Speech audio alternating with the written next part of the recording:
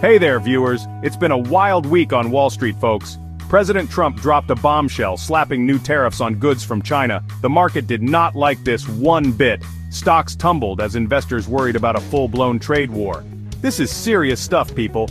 We're talking billions of dollars in tariffs. Remember back in 2018 when Trump first imposed tariffs? Yeah, not pretty for the markets. This time around, Trump is targeting a broader range of Chinese goods. The goal? Bring back manufacturing jobs to America. But will it work? That's the million-dollar question. Now, some experts think this is all a negotiating tactic. They say Trump is just trying to pressure China into making a deal. Maybe, but right now, it's creating a lot of uncertainty in the market. And uncertainty makes investors nervous. And nervous investors sell. So buckle up, Mad Money viewers, because this tariff roller coaster is just getting started.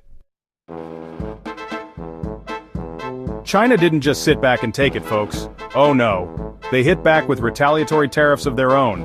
The Dow Jones Industrial Average, a key measure of the stock market, took a nosedive. We're talking about a drop of over 2,200 points in a single week. Ouch! This tit-for-tat tariff battle is bad news for everyone. It drives up prices for consumers, hurts businesses on both sides of the Pacific, and creates a whole lot of market volatility.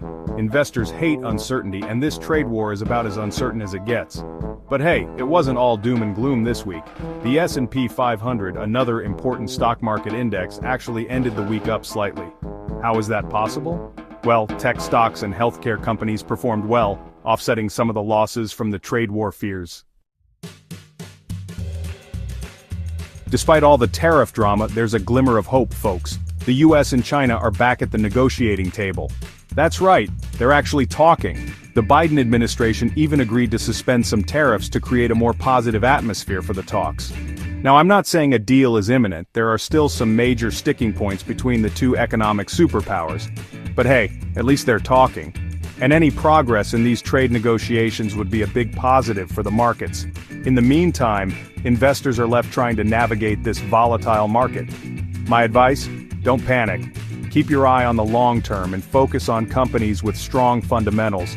And as always, stay tuned to Mad Money for all the latest market insights and stock picks.